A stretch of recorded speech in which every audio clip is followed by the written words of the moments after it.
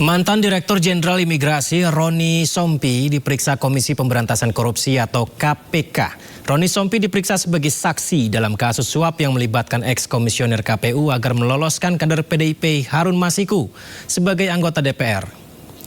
Roni Sompi yang adalah Dirjen Imigrasi periode 2015 hingga 2020 memenuhi panggilan KPK sejak pagi tadi untuk dimintai keterangannya terkait kasus suap yang diduga juga melibatkan Hasto Kristianto, Sekjen PDI Perjuangan. Roni Sompi sempat dicopot oleh Menteri Hukum dan HAM Yasona Lauli diduga terkait kekeliruan data informasi perjalanan Harun Masiku kembali ke Indonesia. Sebelumnya di tanggal 16 Januari 2020, Yasona mengatakan bahwa Harun Masiku masih berada di luar negeri setelah terbang ke Singapura tanggal 6 Januari 2020.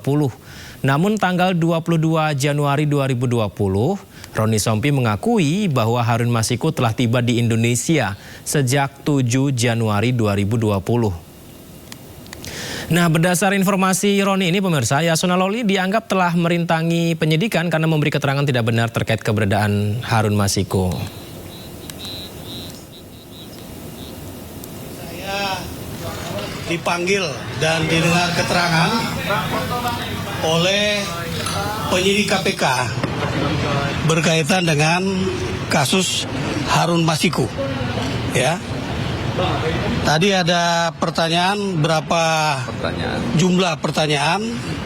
Ada 22 pertanyaan yang diberikan kepada saya.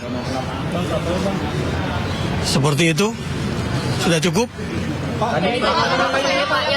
Dapat perlintasan Harun nggak, Pak?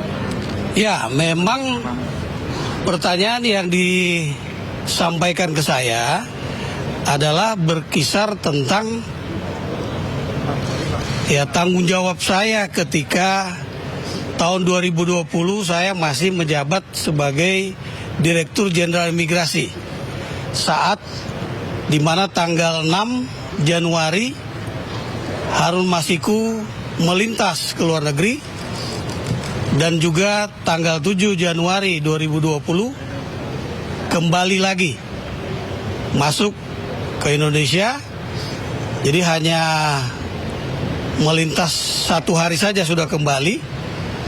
Itu melalui Bandara Soekarno-Hatta. Ya, betul, yang bersangkutan hari ini dimintai keterangan sebagai saksi untuk surat perintah penyidikan atas nama tersangka HM, tersangka HK, dan tersangka DTI. Untuk pemeriksaannya tidak jauh dari apa yang disampaikan oleh yang bersangkutan.